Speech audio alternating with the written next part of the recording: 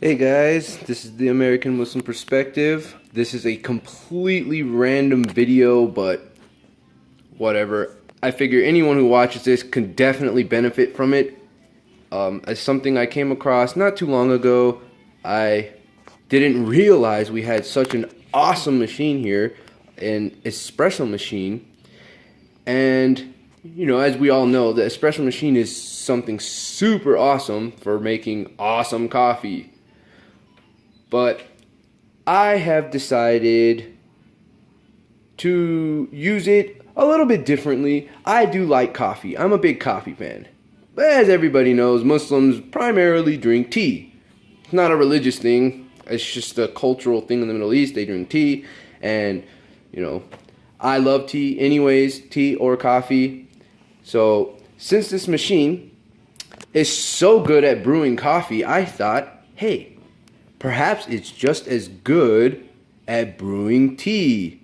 And I've always liked strong tea. I've always liked my tea to have that flavor to come out.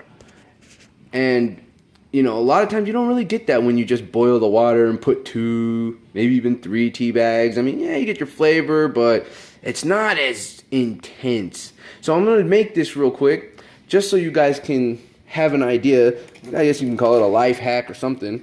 First, I'm going to grab my tea of choice, my Earl Grey. This is a gentleman's drink right here. My goodness. So, I'm going to get some of these Earl Grey packets here. I'm going to do about, it's just me, so I guess I can get away with 4 of them. Yeah, I'll do 4 of them.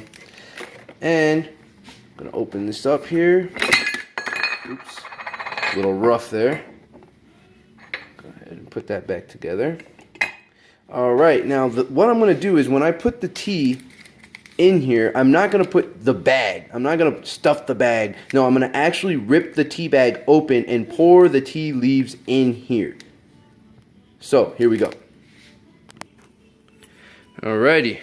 Now, the tea has been added. Next step is to add the water. Get that going. And I just fill it up all the way.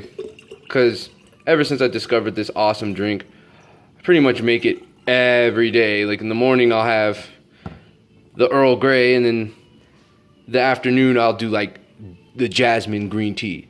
Another super favorite of mine. Alright. Alright. That's there. Grab this piece. And put it there and get it going. Alright. Oh, is it plugged in? Yes, it is. Alrighty, cool. Now, next step is I'm going to add the honey, because with tea goes honey. And if you're trying to count your calories, then I recommend using a measuring cup. 1 tablespoon of honey. You don't really need more than that, unless you don't mind. If you like extra honey, sure, why not? So I'm going to go ahead and add that. Alright, there we go. That is that liquid gold tablespoon of it at the bottom. And you always want to put the honey, you want to put the honey, and even any kind of sweetener, put it in first. So when you're pouring hot, you know, liquid onto the creamer or onto the honey, it mixes it. Like as you're pouring it, it loosens and it, you know, it spreads. You don't have to use a spoon or anything else. So now the next step, the next thing to add to this awesomeness, and this is a surprise. That's what I'm saying. This is such a random video. This is a surprise. Nobody would have ever thought to do this, but here, let me go grab it. Here we go. Coffee cream. And this is the fat-free one. And I use hazelnut. Hazelnut is a personal preference. I assume you can use whatever flavor you want. If you don't like hazelnut, then try, I don't know, vanilla. There's the almond joy. That's a super awesome one. But for me personally, there's something about the flavor of Earl Grey that just works so perfectly with the coffee creamer. So what you're going to do with the coffee creamer, you're going to add, get your tablespoon out again, this, And like I said, if you're counting calories, this is kind of important for you. Like, it is fat free, but there is still sugar. It's 5 grams per tablespoon. So there you go. I mean, really, it's not much, but at the same time, if you're really trying to count every single calorie, that's the way to go. And you'll want to add 2 tablespoons. You can do less, 1 tablespoon, or you can do more. For me, I found it's perfect to use 2. It seems to be just enough and not too much. So I'm going to go ahead and add 2 tablespoons of this. All right, there we go. That's the coffee creamer with the honey. Alrighty. So obviously the next step is we have to wait for the tea. Let's check on the progress.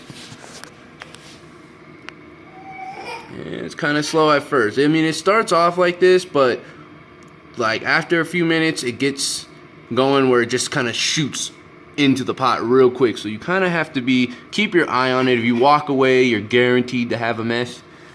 Come here, number 1. Alrighty, so we're gonna go ahead and wait for that to fill up, and then we'll be back for the next step. There it is. The tea is finished. Now we need to steam the creamer and the honey. So now it's hot. There we go. Turn that on, and it's hot. So hopefully I don't get any on the lens.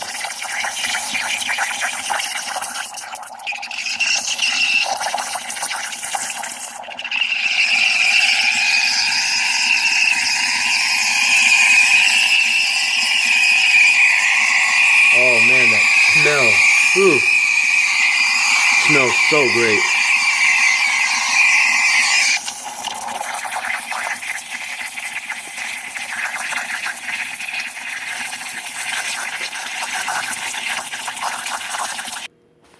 All right, now the last part, gotta pour it. Everything is very hot, so be careful. If I didn't have to say that, well, I'm saying it. So here it goes. Oh, how awesome. Oh, that smell. There it is. Ooh-wee. That is gold in a cup, people. And yes, it does have a resemblance of coffee, but it is absolutely not coffee. Everything about this is tea. Tea with honey and milk. And the milk is a sweet milk called coffee creamer. See, a lot of people don't realize, but you can actually use coffee creamer for more than just coffee. I know it sounds radical, but I'm a Muslim. I'm taught to think outside the box. So there's that. You can also use coffee creamer in oatmeal, and perhaps I'll make a video about that. And like I said, it sounds weird maybe, but if you like coffee creamer for whatever reason, you like it in your coffee, there's no reason it won't taste good with something else. You can just as easily make it with, you can even your rice. But so that'll be another topic. But for now, this is the Earl Grey Latte, and it is literally the best drink. This is not an opinion, this is a fact. This is one of the best drinks that you can drink in the morning that tastes very, very good and is not super high in calories. You're not sitting there drinking a whole bunch of fat and sugar. The sugar in honey is high, yes, but it's honey. Honey has a lot of healing properties. It's very good for the body. Anything in excess is, of course, not good, but a tablespoon, literally, it's all you need. The coffee creamer also adds the sweetness to it. And then again, like I said, it's not much in sugar. You can always get sugar-free coffee creamer if you prefer, but there it is. Time to enjoy.